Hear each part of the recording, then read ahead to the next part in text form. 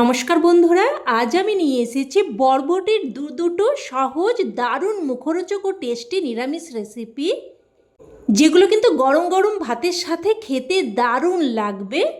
আর সব থেকে বড় ব্যাপার হলো একদম কম সময়ে আর খুবই কম তেল মশলায় মাত্র 10 মিনিটে আপনারা এই দুটো রান্নাই তৈরি করে ফেলতে পারবেন। পুরো ভিডিওটা স্কিপ না করে আপনাদের কাছে দেখার অনুরোধ রইল। আশা করছি আপনাদের খুবই ভালো লাগবে। তো প্রথমেই আমি এখানে 500 গ্রাম মতো বরবটি নিয়েছি। এবার বরবটিগুলো কাটার কোনো রকম প্রয়োজন নেই, শুধুমাত্র আমি একটু দেখে নেব। দেখুন, যেগুলো একটু কালো সেগুলো আমি এইভাবে একটু ভেঙে দেখে নেব খারাপ আছে কি না, এইভাবে একটু দেখে নেব। কাটার কিন্তু কোনো রকম প্রয়োজন নেই। দেখুন, এই অংশটা একটু কালো মতো দেখাচ্ছে, তো আমি ওই অংশটুকু বাদ দিয়ে দিলাম। এইভাবে আমি প্রত্যেকটা বরবটি একটু দেখে নিয়েছি। এবার এই বরবটিগুলোকে খুব ভালোভাবে ধুয়ে নেব। এইভাবে প্রত্যেকটা বরবটিকে একদম ভালোভাবে পরিষ্কার করে ধুয়ে নেব। দেখুন, ধুয়ে নিয়েছি। এবার এখানে নিয়েছি একটা প্রেসার কুকার। এবারে প্রেসার কুকারের মধ্যে আমি সমস্ত বরবটিগুলো নিয়ে নেব।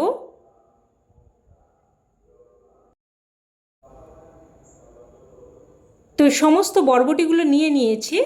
এবার এখানে আমি অল্প একটু জল দিয়ে দেব। খুব বেশি জল দেওয়ার প্রয়োজন নেই, অল্প একটু, প্রায় ছোটো বাটির হাফ বাটি মতো জল দিয়ে দিলাম।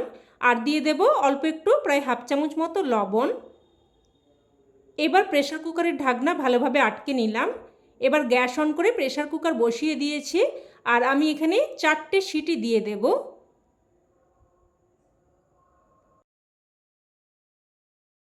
চারটে সিটি পড়ে গেলে এবার আমি গ্যাস বন্ধ করে দিচ্ছি। বন্ধ করে দিয়ে আমি 5 মিনিট মতো রেখে দেব।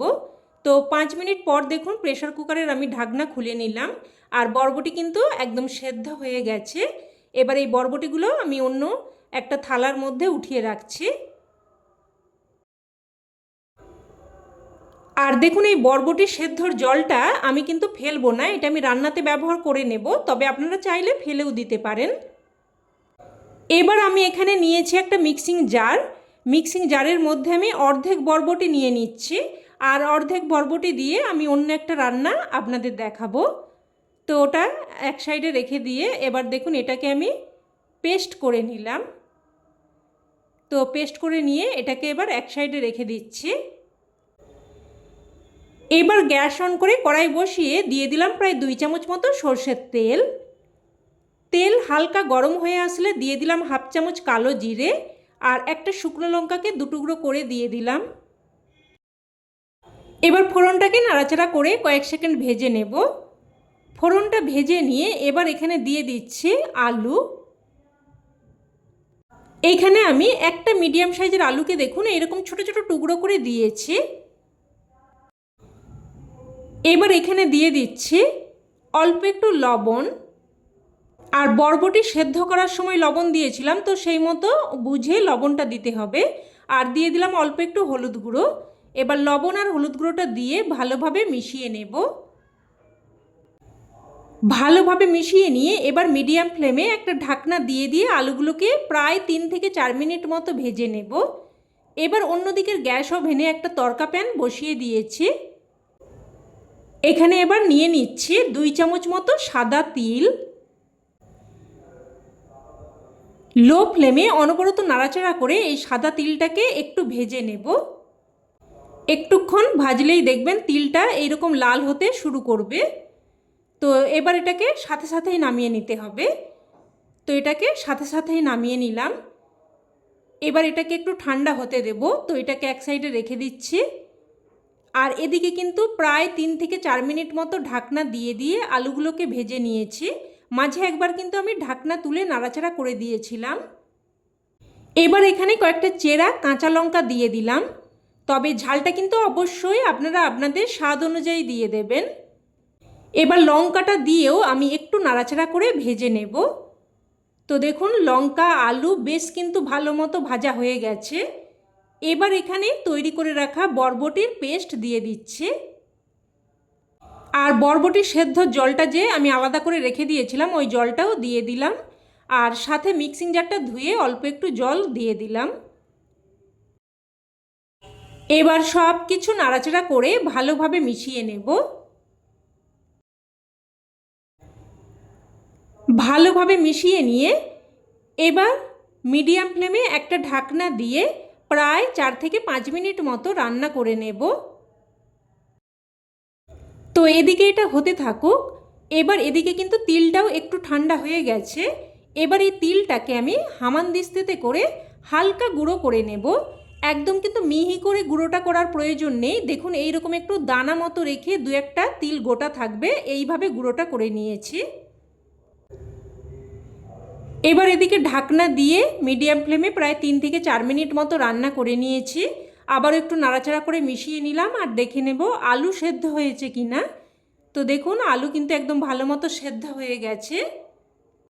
তবে আপনারা এই রান্নাটা কিন্তু আলু ছাড়াও করতে পারবেন, আলুটা বাদ দিয়ে বাকি একই রকম থাকবে পদ্ধতি। এবার আমার এখানে লবণটা একটু কম মনে হচ্ছে, তাই আমি অল্প একটু লবণ দিয়ে দিলাম আর দিয়ে দিলাম অল্প একটু চিনি। একটু মিষ্টি অবশ্যই দিয়ে দেবেন, যেহেতু নিরামিষ রেসিপি স্বাদটা সুন্দরভাবে ব্যালেন্স হবে। আর দিয়ে দিলাম আমি অল্প একটু আমচুর পাউডার। আমচুর পাউডারটা দিয়ে দিলে দারুণ মুখরোচক একটা স্বাদ আসবে। তবে আপনারা আমচুর পাউডারের পরিবর্তে কিন্তু অল্প একটু লেবুর রসও ব্যবহার করতে পারেন। এইবার এখানে সাথে আমি ভেজে গুঁড়ো করে রাখা তিলটাও দিয়ে দিয়েছি। আর এই ভাজা তিলটাই কিন্তু এই রান্নার স্বাদে একদম অন্য মাত্রা এনে দেবে। ভাজা তিলের দারুণ একটা ফ্লেভার, আর যখন দু একটা গোটা তিল মুখে পড়বে খেতে কিন্তু দারুণ লাগবে। সব কিছু মিশিয়ে এইরকম একদম ভাজা ভাজা মতো করে নিয়েছি আর রান্না কিন্তু এখন একদম তৈরি। এবার এটা গরমাগরম ভাতের সাথে পরিবেশন করুন। খেতে কিন্তু এক কথায় জাস্ট ফাটাফাটি লাগে। অবশ্যই এইভাবে একবার বানিয়ে দেখুন, না হলে কিন্তু এর স্বাদ আপনারা উপলব্ধি করতে পারবেন না। তো এবার চলে যাব আমি দ্বিতীয় রেসিপিতে। তো যে অর্ধেক বরবটি আমি আলাদা করে উঠিয়ে রেখেছিলাম ওই বরবটিগুলো নিয়ে নিয়েছি। এবার এই বরবটিগুলোকে দেখুন হাতে করে এইভাবে হালকা একটু ভেঙে দেব। আর দেখুন এই যে সুতোর মতো অংশগুলো আছে এইগুলো একটু বাদ দিয়ে দেব। দু একটা হয়তো রয়েও যেতে পারে, তবে যতটা পারা যায় বাদ দিয়ে দেব। এইভাবে একটু টান দিলেই কিন্তু এই সুতোর মতো অংশগুলো সহজেই বেরিয়ে আসবে। তো দেখুন এইভাবে আমি বরবটিগুলোকে রেডি করে নিলাম। তো এটাকে এক সাইডে রেখে দিয়ে এবার গ্যাস অন করে কড়াই আবারও বসিয়ে দিয়ে দিলাম 2 চামচ মতো সরষের তেল। তেল হালকা গরম হয়ে আসলে ফোড়নে দিয়ে দিলাম 1/2 চামচ কালো জিরে। আর এখানে দিয়ে দিচ্ছি এবার প্রায় দেখুন 8-10 কোয়া মতো রসুনকে আমি হালকা থেঁতো করে দিয়েছি। এবার দিয়ে দিচ্ছি এখানে কয়েকটা চেরা কাঁচা লঙ্কা, তবে ঝালটা কিন্তু অবশ্যই আপনারা আপনাদের স্বাদ অনুযায়ী দিয়ে দেবেন। এবার রসুন কাঁচা লঙ্কা সব কিছুকে নাড়াচাড়া করে বেশ একটু ভেজে নেব। একটু লাল করে ভেজে নিয়ে এবার এখানে সেদ্ধ করে রাখা বরবটিগুলো দিয়ে দিচ্ছি। দিয়ে দেব স্বাদ অনুযায়ী লবণ।